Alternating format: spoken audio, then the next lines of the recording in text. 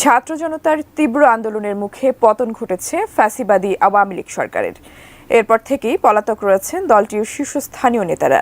নিষিদ্ধ করা হয়েছে তাদের অঙ্গ সংগঠন ছাত্রলীগ। এখন শোনা যাচ্ছে খুব শীঘ্রই আওয়ামী লীগকেও নিষিদ্ধ করার পদক্ষেপ নিতে যাচ্ছে অন্তর্বর্তী সরকার। 48 ঘন্টা অতিবাহিত হয়েছে। ক্ষমতাসীন নোবেল লরিয়েট ডক্টর ইউনূসের সরকারের গেল 6 মাসের মধ্যে সবচেয়ে বেশি অশান্তি বা অশান্ত পরিবেশ বাংলাদেশ বা বিশ্বজুড়ে দেখেছে। বিশ্ব মিডিয়াতে এই বিষয়গুলো গতকালকে থেকে খুবই আলোচিত।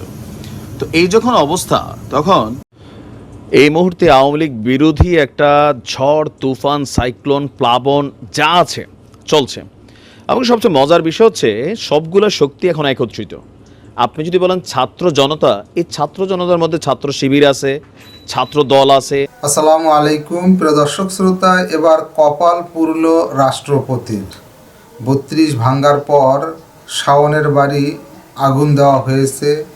ইলিয়াস এবং পিনাকি এবার কিন্তু তারা দূরদেশ থেকেই মাঠে নামার মতো কাজ করতেছে। তারা আহ্বান করে যাচ্ছে তা কিন্তু অক্ষরে অক্ষরে পালন করতেছে ছাত্র জনতা। এবার বিপ্লবী সরকার হয়তোবা গঠন হতে যাচ্ছে, রাষ্ট্রপতি হয়তোবা এবার অপসারণ হবেই। চলুন ভিডিওতে বিস্তারিত দেখে আসি। সালামু আলাইকুম। 48 ঘন্টা অতিবাহিত হয়েছে। ক্ষমতাসীন নোবেল লরিয়েট ডক্টর ইউনূসের সরকারের গেল 6 মাসের মধ্যে সবচেয়ে বেশি অশান্তি বা অশান্ত পরিবেশ বাংলাদেশ বা বিশ্বজুড়ে দেখেছে। বিশ্ব মিডিয়াতে এই বিষয়গুলো গতকালকে থেকে খুবই আলোচিত। তো এই যখন অবস্থা, তখন অনেকটা তোপের মুখে পড়েছেন আমাদের ডক্টর ইউনূস।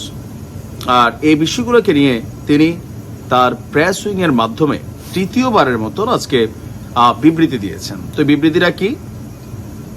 আওয়ামী লীগের পাশে এই মুহূর্তে শক্তভাবে নিজের অবস্থান প্রকাশ করেছেন ডক্টর মোহাম্মদ ইউনূস। তো আওয়ামী লীগের নেতাকর্মীরা বলছে যে দেখেন, যা ঘটানোর তো ঘটেই গেছে। আপনার সরকার নীরব ছিল, আপনার প্রশাসন নীরব ছিল, আপনার এক ধরনের মৌন সম্মতি ছিল। তো এই সকল কিছুর পরে এখন এসে এই ধরনের বক্তব্য কতটুকু আসলে সংগতিপূর্ণ? বাট ডক্টর ইউনূসের সরকার বলছেন, খোদ ডক্টর ইউনূস বলছেন, শেখ হাসিনা এবং তার সাথে সংশ্লিষ্ট যে সকল রাজনীতিবিদরা আছেন, তাদের যে সকল বাড়ি গাড়ি বা সম্পত্তি প্রপার্টি আছে, সেগুলোতে যেন আর কেউ ভুলেও হাত না দেয়। কেন? নতুন বাংলাদেশ নামক যে বাংলাদেশের মসনদে তিনি বসেছেন, সেই বাংলাদেশের জনগণের যে চরিত্র, সেই বাংলাদেশে এই মুহূর্তে যা হচ্ছে, এটার দায়ভার বেসিক্যালি উনাকে নিতে হবে, কারণ তিনি রাষ্ট্র ক্ষমতায় আছেন।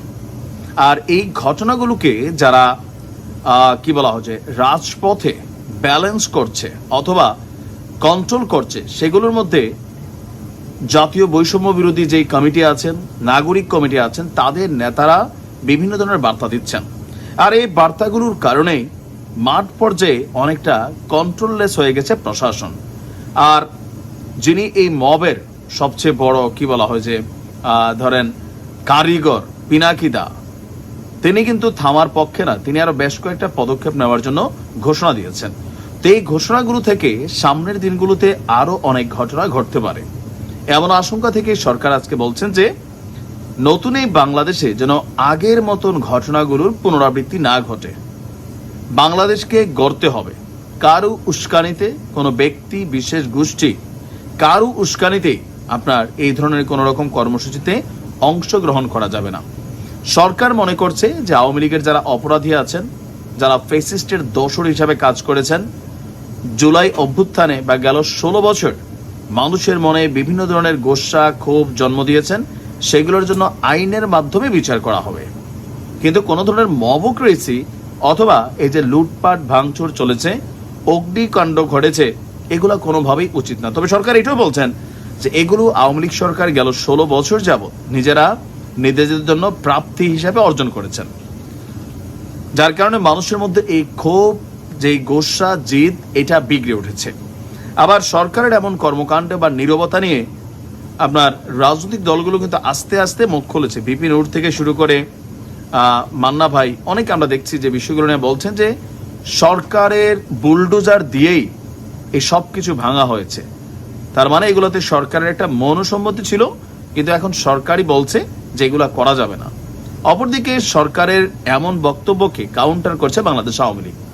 আওয়ামী লীগের বিভিন্ন নেতারা বা যে ভেরিফাইড ফেসবুক পেজ আছে সেখানে টোটাল ঘটনার জন্য ইউনূস সরকারকেই দায়ী করা হচ্ছে। আর যখন এমন বিবৃতি আসছে তখন বলছে যা ঘটানোর তো ঘটাইয়ে দিছে, এখন বিশ্ব মিডিয়াতে নিজের ইমেজ রক্ষার জন্য তিনি এমন ধরনের বক্তব্য দিচ্ছেন। তবে কেউ কেউ বলছেন যে দেখেন, ইতিহাস ফিরে আসে। আপনি যে আগুনের খেলা শুরু করেছেন অথবা যেই বুলডোজার ঝড় শুরু হয়েছে বাংলাদেশে, এটা কখনো আমরা দেখি নাই। এইটা হয়তো ভবিষ্যতে আবারও আসবে কখনো কোনো এক সময়। সেই বুলডোজার ঘর বা ঝড় কার উপর দিয়ে যাবে সেটা নিয়েও টেনশন আছেন ভিপি নূর। তিনি বলছিলেন যে এই যে আগুনের খেলাটা, এটা কি অদূর ভবিষ্যতে আমার বাড়িতেই ফিরে আসবে না এমন কোনো গ্যারান্টি আছে? কারণ যা ঘটছে এগুলোর দায়ভার এই মুহূর্তে যারা রাজনীতিতে আছেন তাদের সকলকে বহন করতে হবে মনে করেন। তো দিন শেষে যাই হোক, সরকারের এমন অবস্থান ঘিরে পাল্টাপাল্টি মন্তব্য আছে, বাট সরকারের জায়গা থেকে সরকার স্পষ্ট বার্তা দিয়েছে যে কোনো ধরনের মবক্রেসি কারো উস্কানিতে যদি করা হয় তাহলে সর্বোচ্চ পরিমাণ কঠোর ব্যবস্থা নেবে সরকার। দেখা যাক কি হয়। এই মুহূর্তে আওয়ামী লীগ বিরোধী একটা ঝড়, তুফান, সাইক্লোন, প্লাবন যা আছে চলছে, এবং সবচেয়ে মজার বিষয় হচ্ছে সবগুলো শক্তি এখন একত্রিত। আপনি যদি বলেন ছাত্র জনতা, এই ছাত্র জনতার মধ্যে ছাত্র শিবির আছে, ছাত্র দল আছে, আম জনতা আছে, বৈষম্য বিরোধীরা আছে। গতকালকে রাত থেকে যা যা ঘটছে, 5ই আগস্ট এটার একটা ট্রেইলার শুরু হয়েছিল, কিন্তু কোথাও না কোথাও এটা থেমে গিয়েছিল। তো এটা দ্বিতীয় ধাপে আসলে এখন এই ঘটনাগুলো ঘটছে। 5ই আগস্ট পরবর্তী সময় শেখ হাসিনার প্রস্থানের পর যখন এই সরকার গঠন হলো, শপথ নিল, তখন রাষ্ট্রপতি শাহাবুদ্দিন চুপ্পু তাকে বাদ দেওয়ার জন্য, বহিষ্কার করার জন্য একটা আন্দোলনের ডাক উঠেছিল। এক পর্যায়ে আমরা দেখেছিলাম যে ছাত্রদের, জনতার একাংশ রাষ্ট্রপতির বাসভবনের সামনে গিয়েছিলেন, সেখানে পুলিশ, সেনাবাহিনী তারা প্রটেস্ট করেছিলেন। তো আজকের দিনে কার্যত বাংলাদেশে পুলিশ বলতে কোনো ভূমিকা আমরা দেখছি না, সেনাবাহিনী নিস্তব্ধ, তারপর হচ্ছে র্যাব, বিজিবি, বিডিআর, এই দেশে যে আইনশৃঙ্খলা বাহিনী আছে মোটামুটি আমরা দেখতে পাচ্ছি না। কেন? একটা উথাল পাথাল ঢেউ, এই ঢেউয়ের সামনে যেটা পড়বে। সাংবাদিক ইলিয়াস বলছিলেন যে গতকালকে বুলডোজার আনতে যদি সেনাবাহিনী বাধা দেয়, সেনাবাহিনীর উপর দিয়ে বুলডোজার চালায় দিতে জনতা কিন্তু দিত। এই মুহূর্তে পাবলিকের মাথায় যে জিনিসটা সওয়ার হয়েছে, ঘটবে, স্বাভাবিকভাবে সবাই একটা নীরব ভূমিকা পালন করছে। তো এই ভূমিকার মাঝখানে এবার আওয়াজ উঠছে ভাই রাষ্ট্রপতির ইস্যুতে। শাহাবুদ্দিন চুপ্পু, আওয়ামী লীগ সরকারের সবাই আতঙ্কে, টেনশনে দিন কাটাইলেও মোটামুটি অনেকটা ভালো অবস্থানে ছিলেন শাহাবুদ্দিন চুপ্পু। মেইন রিজন ছিল বিএনপি তার পদত্যাগ ইস্যুতে অথবা তাকে বহিষ্কার ইস্যুতে খুবই অনড় ভূমিকায় ছিলেন। তো গতকালকে থেকে বিএনপির গলার আওয়াজও চেঞ্জ হয়ে গেছে, কারণ এই ঝড় আবার বিএনপির দিকে যায় কিনা। পাবলিক ইট খুইলা রাখছে, বলতেছে যে আগামীতে যারা এরকম করবে এই ইট দিয়া তাদের বাড়িঘরও ভাঙচুর করা হবে। আজকে সারাদিন বিএনপি নেতাদের গলা আমরা দেখছি পরিবর্তন। আর এই সকল কিছুর মাঝখানে আজকে ধানমন্ডি 32 নম্বর থেকে আওয়াজ উঠছে যে আপনার রাষ্ট্রপতি মোহাম্মদ শাহাবুদ্দিন চুপ্পুর কড়া স্লোগান আমরা শুনতে পাচ্ছি। এক দফা এক দাবি, চুপ্পুর পদত্যাগ, পদত্যাগ, পদত্যাগ, চুপ্পুর পদত্যাগ। দিল্লি না ঢাকা, ঢাকা ঢাকা, গোলামি না আজাদি, আজাদি আজাদি। আওয়ামী লীগের দালালেরা হুঁশিয়ার, সাবধান, ফাঁসি চাই, ফাঁসি চাই, খুনি হাসিনার ফাঁসি চাই ইত্যাদি স্লোগান দিতে থাকে উত্তেজিত জনতা।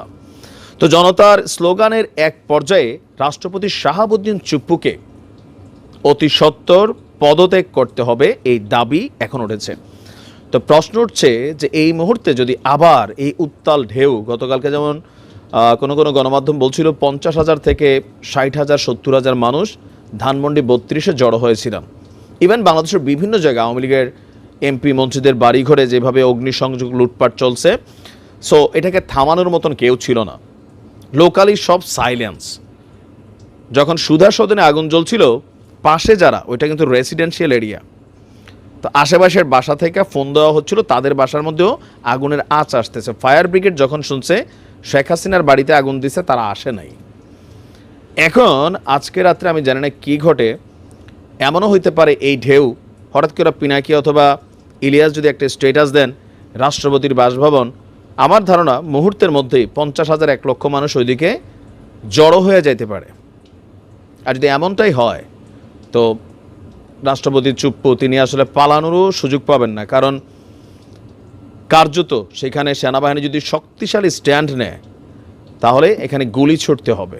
উত্তাল জনতা গুলিরে ভয় পাচ্ছে না রাইট নাও।